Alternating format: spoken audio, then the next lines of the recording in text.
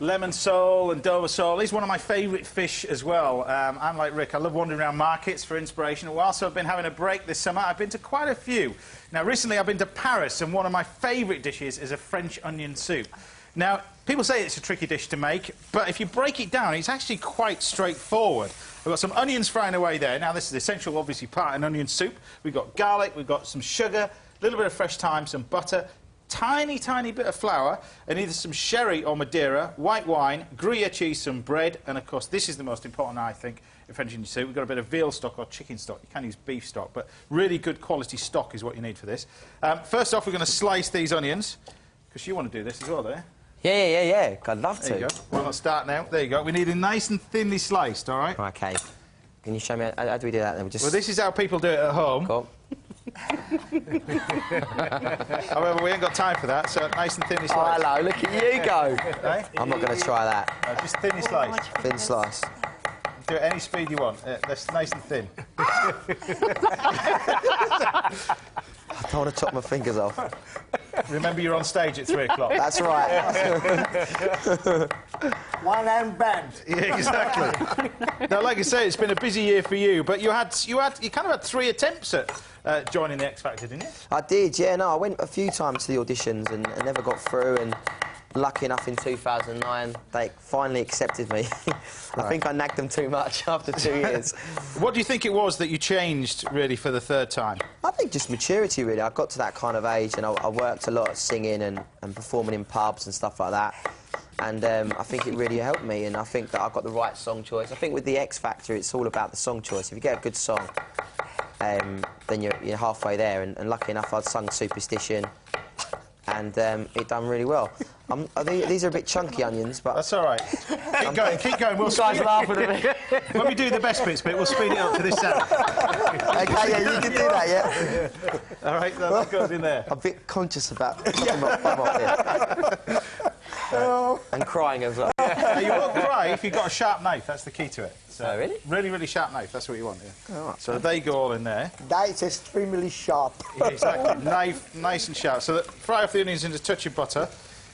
And, of course, you went through, you duetted with Mr. Robbie Williams. I did, one of my idols. I was very, very happy about that. Now, entering a competition like that, it doesn't matter whether you win it, really, does it, really? Because 2nd is a good place to come. Well, I was very lucky, really. You know, when I finished the show, Simon kept in contact and we spoke, and he signed me up, which was amazing. Don't stop, we've got garlic to do. OK, right. And then, yeah, I was very, very lucky, really. And it all comes down to, like, when you finish the X Factor. I've done it. Right, I'll do it. OK. Yeah.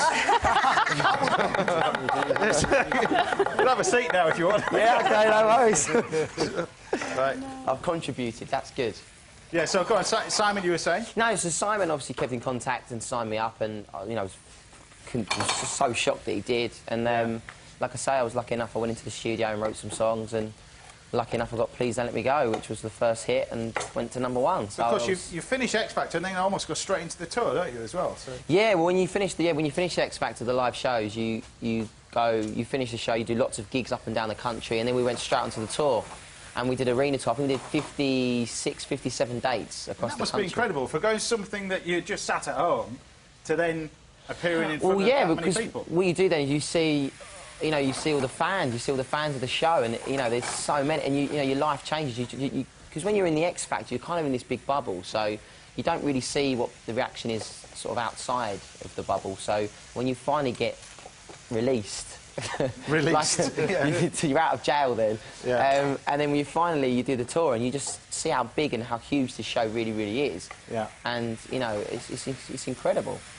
It is pretty incredible. It starts tonight. And, of course, you're new.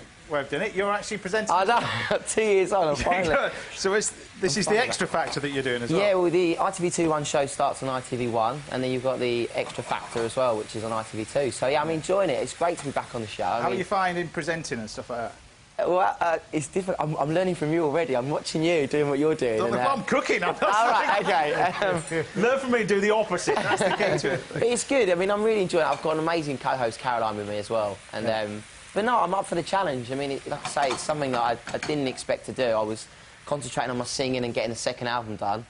And like I say, Simon called me up and said, would you like to do the Extra Factor? So I just couldn't say no, and I'm having a great time being back. We've got. You can't say no to him, can you? Really? No, it was one of them conversations. It wasn't really an open question. It was like you're doing the extra back. Exactly. Like, okay. Right.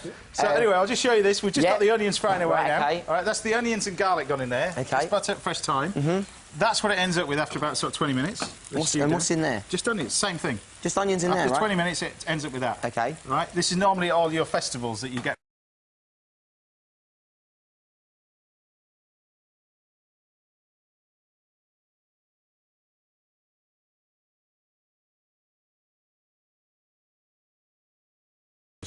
Oh, right, yeah. Ah, you see. There you go. A little bit of flour. However, I've been doing a few festivals this year. You were on the V Festival this afternoon? Yes. I've been doing bigger festivals than that. What festivals have you been doing? I've been doing the Cheese Festival. The Cheese Festival? Don't laugh! I'm sorry. Cheese, what? Which Cheese Festival? Right, listen. I love cheese. I love cheese. 90,000 people that go to the V Festival. Yeah. In one day at the Cheese Festival, 40,000 people. Wow. It's a big tent full of cheese. What do you do at the Cheese Festival? Look at cheese. And I cook with cheese. Yeah. You're laughing at it. It's true. Right. Good. You'll be on stage there next year. There you go. Terrific. Right, yeah, there you go. Just the smell of Emmental everywhere, right? So, we'll go with the flowers in. Sugar's gone in. We don't have the sugar this early because it burns. Sugar, because it's going to sweeten up the onions, all right? That goes in. Right, now we put some bit of sherry or Madeira. Super. That can go in. Whoa! All right, bit of white wine. Better watch my hairspray. I'm going to cook that for a little bit. While that's cooking, I'm going to get some toast on here as well. This is going to be for our croutons. And then, the most important bit with this is veal stock. You can buy this from the supermarket, Ollie. It's nice, Already that. done. Yeah? Yeah, bring it to the boil, cook this for about sort of 20 minutes. You end up with this. This is your French onion soup. And then this is where we change the texture of it. We season it. Plenty of salt and pepper. There we go. Nice. Like that. And then we mix it together.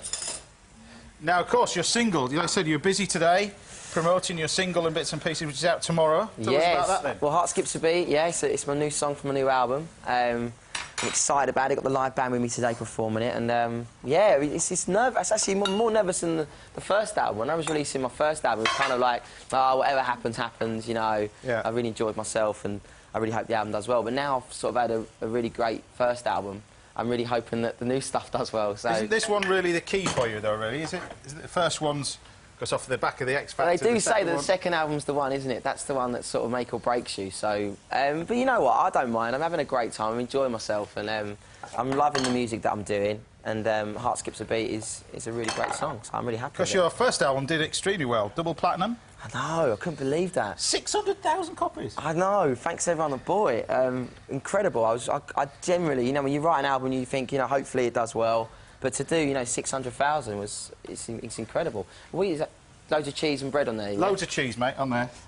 Keep talking. But yeah, no. So the album's been brilliant, and like I say, it's still doing really, really well. I think it's been it's been around for a while now. So yeah. I'm happy. This single is off your second album, obviously. Second album, which is coming out in November. Now, have you got a name for it yet? No name for it.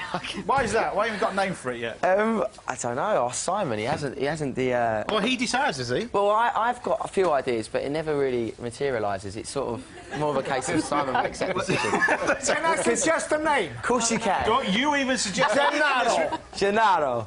Listen, nobody understands what they're talking No, I about. don't understand.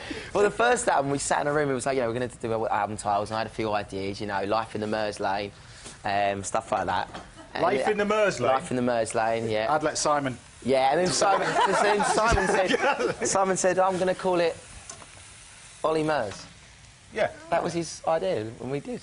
Yeah. Didn't, better than Life in the... whatever name is it? I know, I was joking, really. It was kind of a joke. Right. You were joking. But yeah, so the second album, we've yet to decide on a name. So you know, I'm open to ideas. I'm still, you know, I'm not too sure what to call it really. Right. Have you got any ideas, James? What do you reckon? No ideas whatsoever. No ideas at all. No ideas. But yeah, I'm excited. Second album coming out, and It'll be great. Well, best of luck to it. Oh, thank you. And there you go. Look at this. at Your French that. onion soup. That looks amazing. Right. Now, normally, Right, okay. I've been told you've got to sit down. And I can't touch it because it's hot. No. What happened to that? The Now, I'm going to plate, taste that this, because when I went to Paris, been a Yorkshireman. They charged me €16 for this. 16 quid for a pot half this size. And being a Yorkshireman, that's a lot of That is a lot. Exactly. Go on then, dive into that. Yeah? OK, so I burn me tongue. Good? I charged €20 for that. That's brilliant, that is. You can send me the invoice. Tell us what you think. All right, OK. So I burn Don't me burn tongue. your mouth.